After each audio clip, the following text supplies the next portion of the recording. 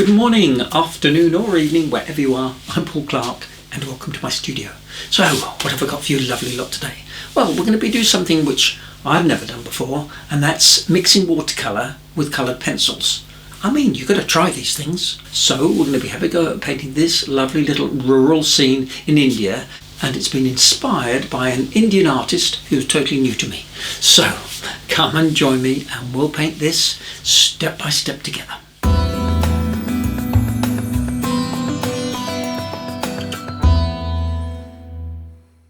Now, the inspiration today has come from these two books kindly sent to me by Nick Hill. Now, apologies to my friends from India, but I'm going to murder the pronunciations here. Shivajai Dupe and Ravi Paranjape. Both artists are fabulous and both artists are new to me, but I particularly like the work of Ravi here. Now, he has a very unique style with his watercolours. Lots of white paper, lovely bright colours and a sort of vignette around all sides.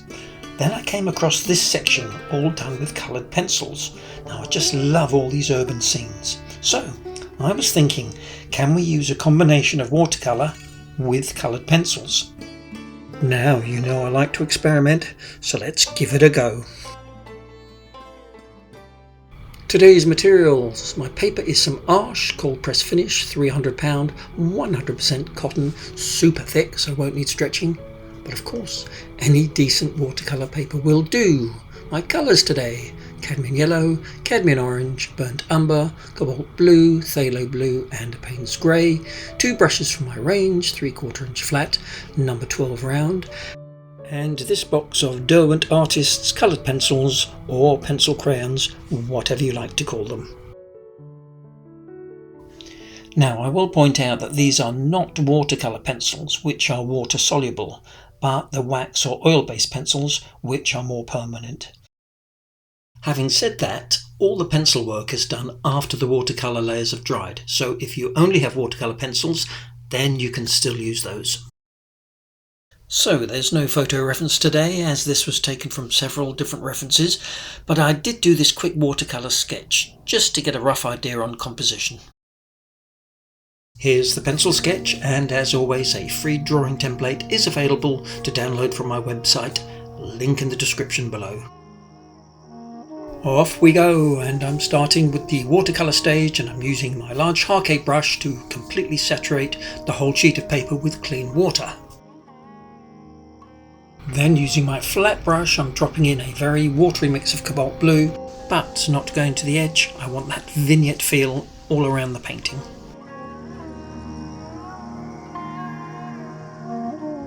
Now I'll list all the colours that I'm using below, but this is very much a base wash and I'm not too concerned about getting every colour in the right place. It's just getting the colour down quickly, all done wet in wet. Leaving plenty of white spaces around the edges and letting the watercolour paints just mix and blend on the paper.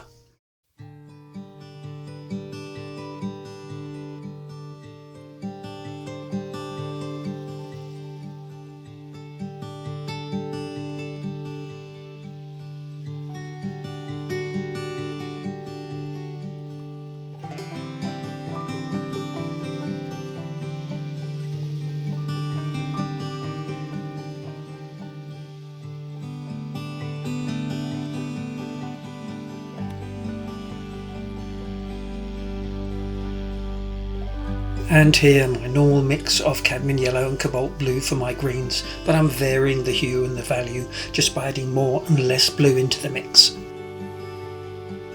And I'm mixing some phthalo blue into the green mix here.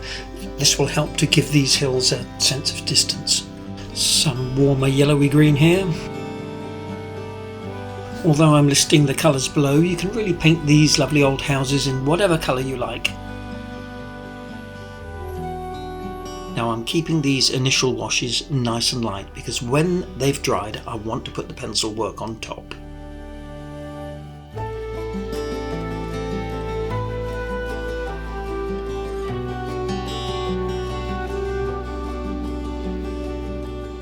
It's a warm day here in the UK today, so just to keep things moving I'm giving a light spray here with clean water.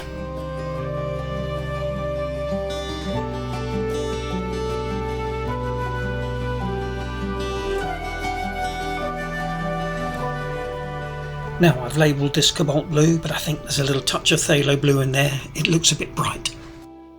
Now that original wash has dried, but I'm going to be putting in a few little details here and there, but not many because I want to use the pencils for the detail.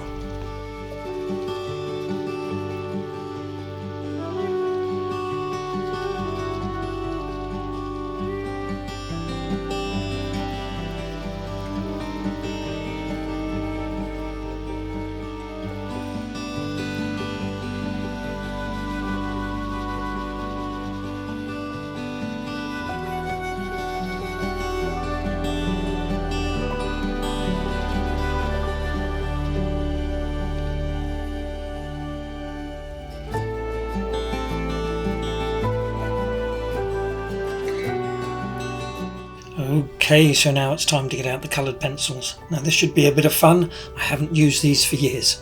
Let's just experiment. Now I've put a little bit of test paper here just so I can see exactly what each colour looks like. Yep, those look nice. Let's start putting some details here in the trees directly on top of my dry watercolour. And I'm drawing in here short dabby strokes just to sort of represent smaller leaves. Now I can't tell you what each one of these individual pencils is called because you're bound to have a different set to me, but this is a real opportunity again to experiment with your colours.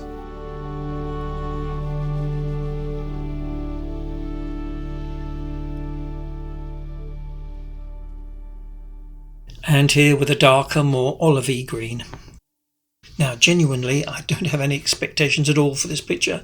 I've never used watercolour with pencil crayons before, but let's just see what unfolds. Certainly having those watercolour washes underneath is helping to neutralise the whiteness of the paper. Now one thing I really do like is the texture from the cold pressed paper. I definitely wouldn't recommend hot pressed paper if you want this nice grainy feel.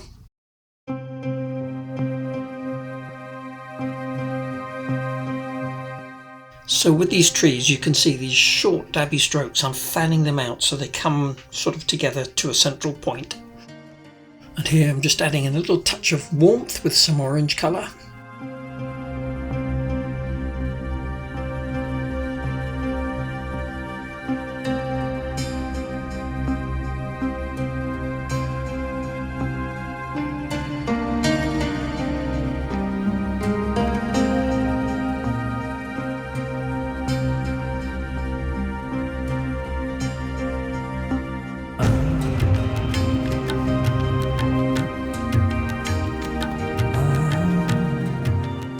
And here I'm using some blues for some shadows.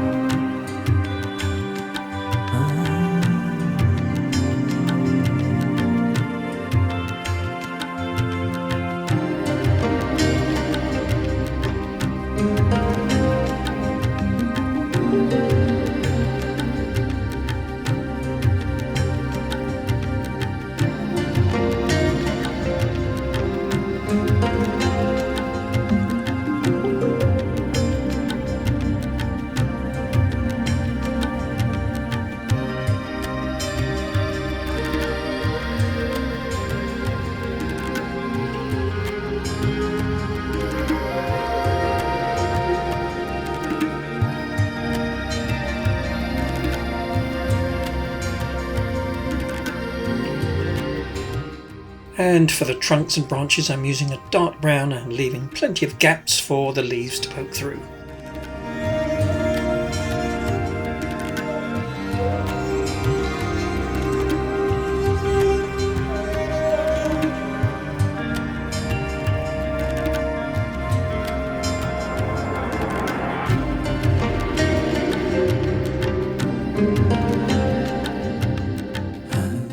And for these trees here I'm using a blue which will always help to send things back into the distance.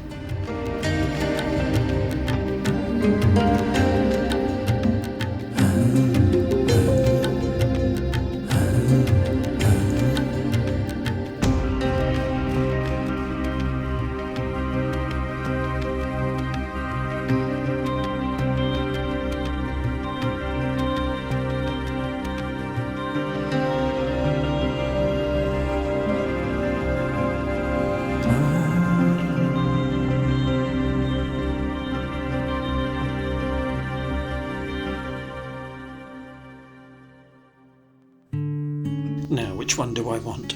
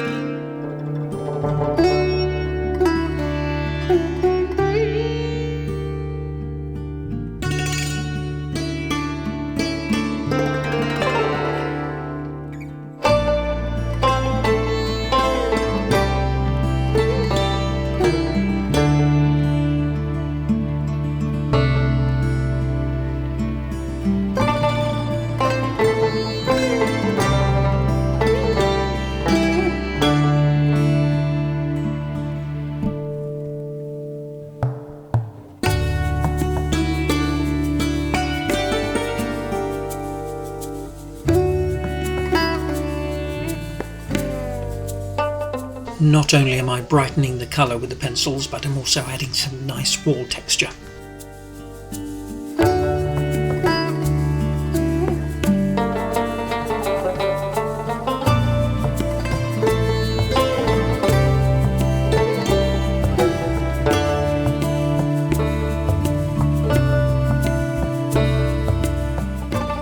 Always looking for those darker values directly under the line of the roof.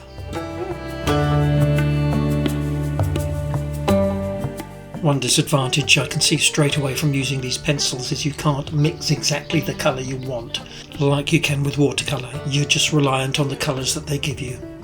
But in some ways that's quite satisfying.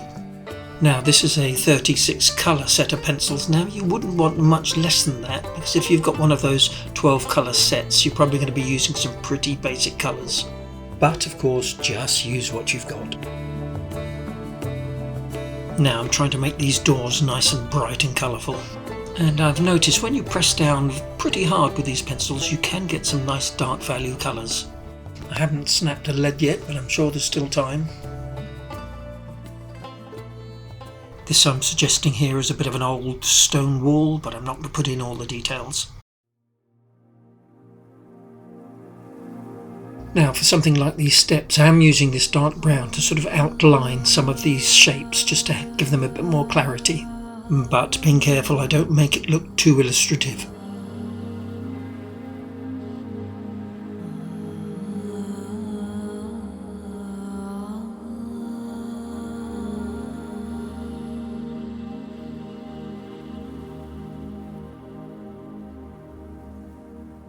Again, a darker value here underneath the roofline. And I'm using cool dark blue shadows on the blue walls and warmer brown shadows on the yellow walls. Remember, shadows aren't always grey.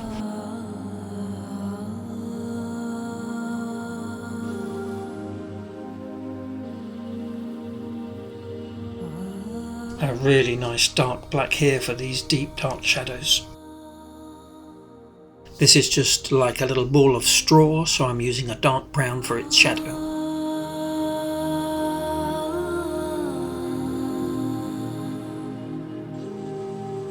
Now if I was painting this with watercolour I would be using Payne's Grey for the cow here, but the closest I've got is this black pencil. But I think it works just fine. When I showed this to Margot she said, "Is it a horse?" Which I thought was a bit rude.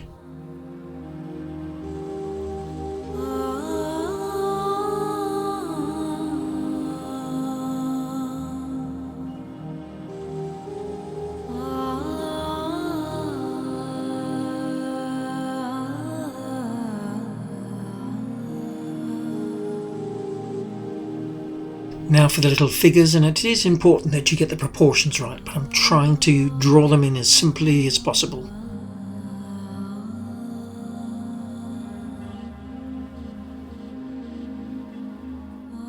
We'll give Isha here a nice bright red sari. Now apologies for my slightly scratchy voice today, I think I've got a touch of hay fever. Excuse me.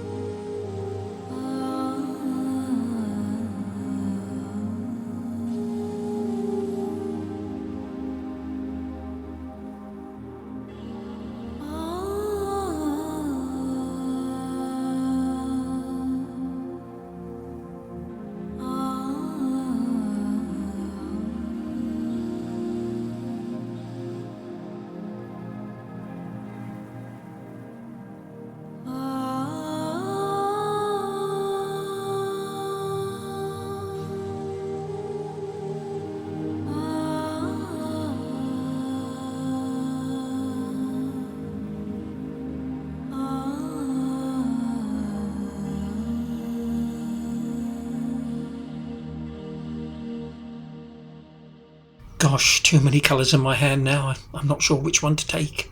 And I'm definitely looking for some dark values around the cow here just to bring him out. Sorry, rather he's a she.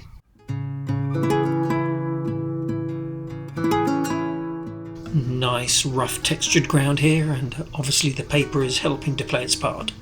Just building up the layers, but obviously letting a lot of the watercolour still show through. So obviously this is a totally new approach for me, so please do let me know in the comments if this is something that you'd like to see more of.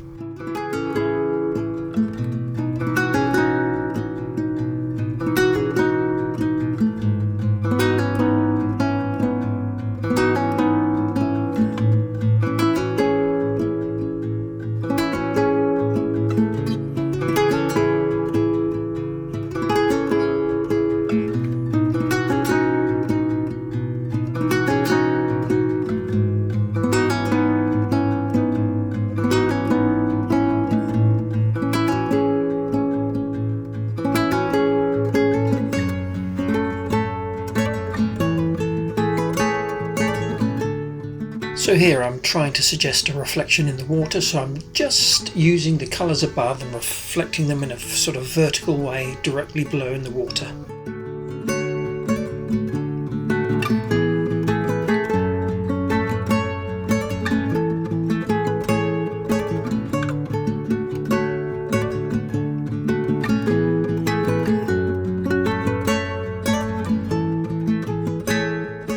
So these little stones and pebbles are just suggesting that the stream's not that deep.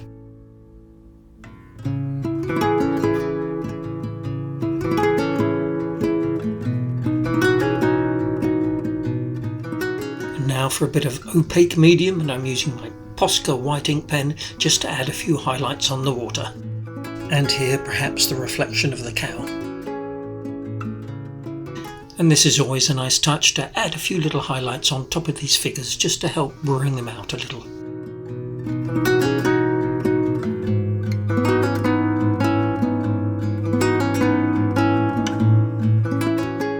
There we go, all done, and this one took just over 3 hours.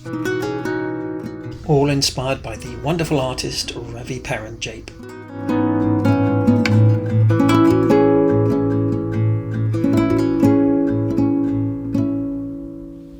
Well, I hope you enjoyed that as much as I did, and you'll give it a go.